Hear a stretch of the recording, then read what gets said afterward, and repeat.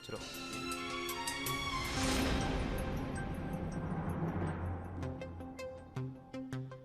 அக்கா என்னாச்சு? எதுக்காக வீட்டுக்கு போகணுங்கிறீங்க? அதான் சொன்னேன்ல, எனக்கு வீடு ஞாபகமா இருக்கு, போகணும்னு ஆசைப்படுறேன்னு சொன்னேன்ல. உண்மையை சொல்லுங்க, யார் என்ன சொன்னா? அத்தை உங்களை ஏதாவது சொன்னாங்களா? நீ எல்லா விஷயத்திலயும் அத்தையை இழக்க வேண்டிய அவசியம் இல்ல சுமதி. அதான் சொன்னேன்ல, நான் என் விருப்பத்தோட தான் போறேன்னு. சௌமியா, நீ உன் வீட்டுக்கு போறேன்னு கேள்விப்பட்ட? சரி, ஒன்றும் பிரச்சனை இல்லை. எப்படியும் சுமதி இங்க இருக்கிற வரைக்கும் உனக்கு எந்த கவலையும் இருக்காது. உன்னுடைய மாங்கல்யத்தை கொடு.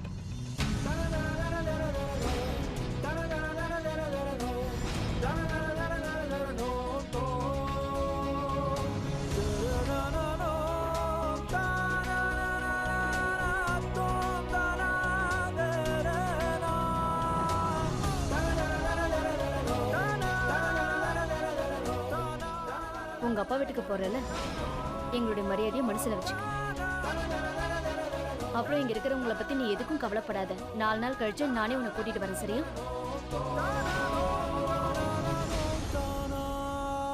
விஷயம் என்னன்னா சார், எங்களால் வரதட்சணை கொடுக்க முடியாததால ஒன்றும் பேச முடியல.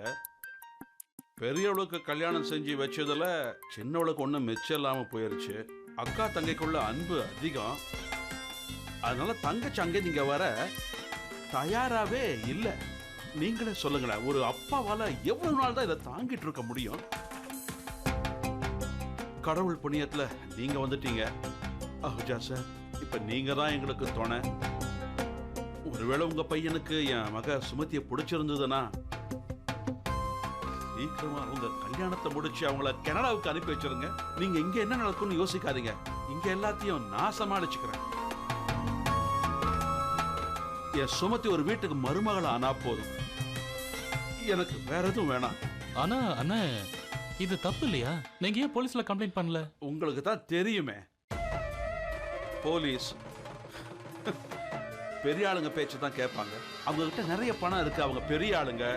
நாங்க பொண்ணு வீட்டுக்காரங்க. இந்த விஷயம் வெளியே தெரிஞ்சதுன்னா எங்க பொண்ணுக்கு தானே அது அவமானம். நான் ஒரு சாதாரணமான மனுஷன். உங்களை மாதிரி ஆளுங்களுக்கு அநியாயம் நடக்கிறத பார்த்துக்கிட்டு இருக்க முடியாது. இப்ப உங்க பொண்ணு எங்க வீட்டு மருமகளா ஆகுறாளோ இல்லையோ, நான் உங்களுக்கு உதவி செய்வேன். அவளை அங்கிருந்து நிச்சயம் விடுதலை பண்ணுவேன். அஹுஜா சார், உங்களுக்கு ரொம்ப ரொம்ப நன்றி. கடவுள் உங்களை இன்னைக்கு நல்லா வச்சிருக்கணும். இப்ப நீங்க மட்டும்தான் எங்களுக்கு தோண. ரொம்ப ரொம்ப நன்றிப்பா, ரொம்ப நன்றி. அடடா, இதெல்லாம் எதுக்கு? போயிட்டு வா. அப்படி இல்ல அத்தை.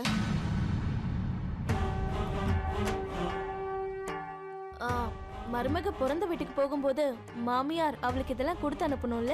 நீங்க உங்க மருமகளை அப்படியே போக விட்டுருவீங்களா? நீங்க டென்ஷன் ஆகாதீங்க, நான் எல்லா பொருளையும் எடுத்துட்டு வந்துட்டேன். இது அக்காவுக்கு கொடுத்தா போதும்.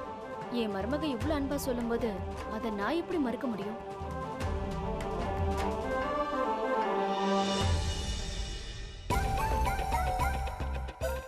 ஒரு சின்ன திட்டத்துக்கே நீ இவ்வளவு சந்தோஷப்படுறியா? நான் உன் மாமியார். இதை விட பெரிய திட்டத்தை நான் போட்டிருக்கேன்.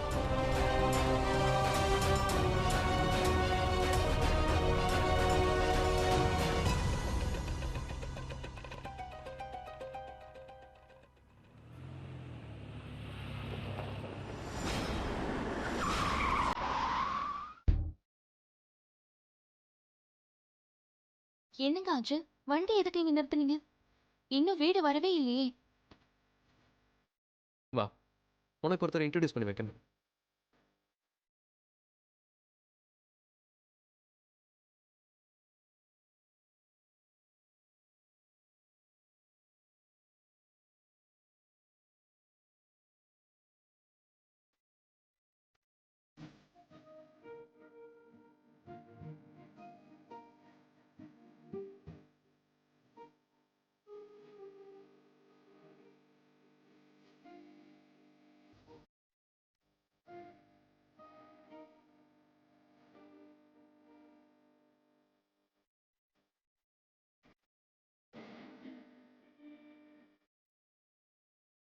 இவங்களை பார் சௌமியா.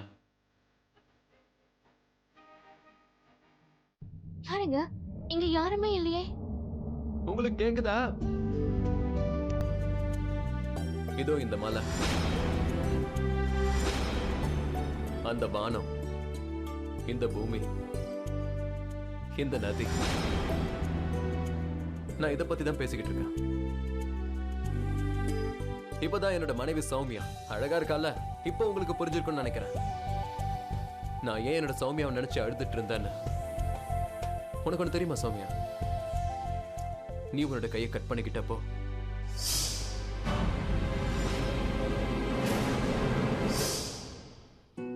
நான் இங்க தான் வந்தேன். இவங்க கிட்ட உன்னை பத்தி கம்ப்ளைண்ட் பண்ண. அப்புறம் நீ என்கிட்ட உன்னை பத்தின உண்மையை சொன்னல, அப்போ நீ என்னோட மனைவி. உங்களுக்கு தான் புரியல. என்னால உங்க மனைவி ஆக முடியாது. ஏன்னா ஒரு மனைவி ஆகணும்னா அவ ஒரு பொண்ணா இருக்க வேண்டியது ரொம்ப முக்கியம். நான் ஒரு திருநங்கை. நான் என்னோட வேதனைய இங்கதான் வந்து ஷேர் பண்ணிக்கிட்டேன். அப்புறம் நீ என்னை விட்டு போனப்போ என்னோட தனிமையை நான் இங்கதான் வந்து பகிர்ந்துக்கிட்டேன். அப்புறம் இப்போ எப்ப நீ உன்னோட ரூம்ல இருந்து என்ன வெளியே அனுப்புனாலும் நான் இங்கதான் வருவேன். ஏதோ இவங்க கிட்ட இங்கதான் உட்காருவேன், இங்கதான் நான் பேசுவேன். அப்படி உங்களுக்கு நான் வாக்கம் கொடுத்துருக்கேன். நான் இவங்களுக்கு கண்டிப்பா என்னோட மனைவி சௌமியாவை அறிமுகப்படுத்துவேன். அப்புறம் இவங்க எதிரில்னா கத்தி கத்தி சொல்லுவேன்.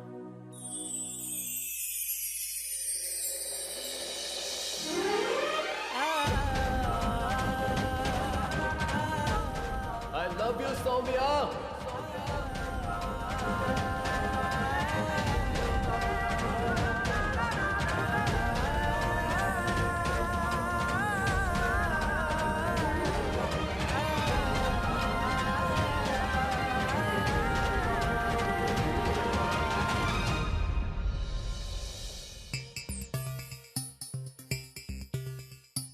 நீங்க என்ன கூப்பிட்டீங்களா அத்தை? ஆமா, ஒரு 2 நிமிஷம் இரு. அத்தா, அத்தை இவனை எதுக்காக கூப்பிட்டாங்க?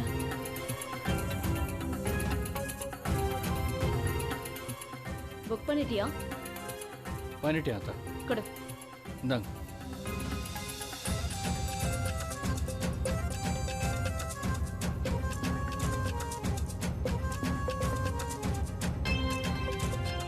இந்தா.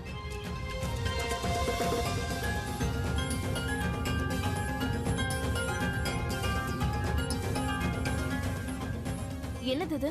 Honeymoon tickets.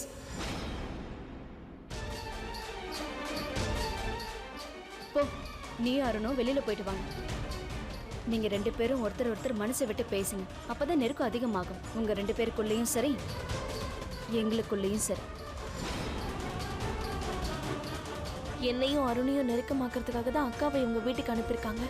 அப்படின்னா அக்கா அங்க போனது விருப்பத்தினால இல்ல, கட்டாயத்தினால. போ, எல்லாத்தையும் பேக் பண்ணி ரெடியா வை. ஏன்னா நாளைக்கு ஃப்ளைட் சாயங்காலம் தான். என்னாச்சு சுமதி? சர்ப்ரைஸ் உங்களுக்கு பிடிக்கலையா என்ன? உங்க முகத்துல சந்தோஷத்தையே காணுமே. சர்ப்ரைஸ்க்கு என்ன அர்த்தம்னு உங்களுக்கு தெரியாதுன்னு நினைக்கிறேன். எதிரில் உள்ளவங்களை சர்ப்ரைஸ் பண்ணணும் தான் சர்ப்ரைஸுங்கிற ஒன்னையே கொடுப்பாங்க. இப்போ நான் சர்ப்ரைஸ் ஆயிட்டேன். இது ரொம்ப நல்லா இருக்கு. எனக்கு ரொம்ப சந்தோஷம். அப்ப நீங்க எனக்கு தேங்க்யூ சொல்லி ஆகணும். அத்தைக்கு இல்லை, எனக்கு. ஏன்னா நான் தான் ஆன்லைன்ல போய் நிறைய டூர்ஸ் அண்ட் டிராவல்ஸோட ஆஃபர்ஸை பார்த்து கம்பேர் பண்ணி பெஸ்ட் பேக்கேஜில் பெஸ்ட் டேல உங்களுக்காக புக் பண்ணியிருக்கேன். அப்படியா? நீங்க இவ்வளவு உழைச்சிருக்கீங்களா? தேங்க்யூ. மென்ஷன் நாட்ங்க.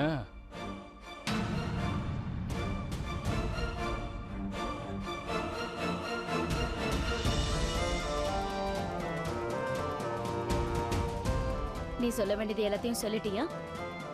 நீயும் கிளம்பு. இவ பக்கத்துல இருந்து எந்த பிரச்சனையும் இல்லை. ஆனா ஹனிமூனுங்கிற பேச்சை கேட்டு என்னுடைய அருண் கண்டிப்பா கொந்தளிப்பான்.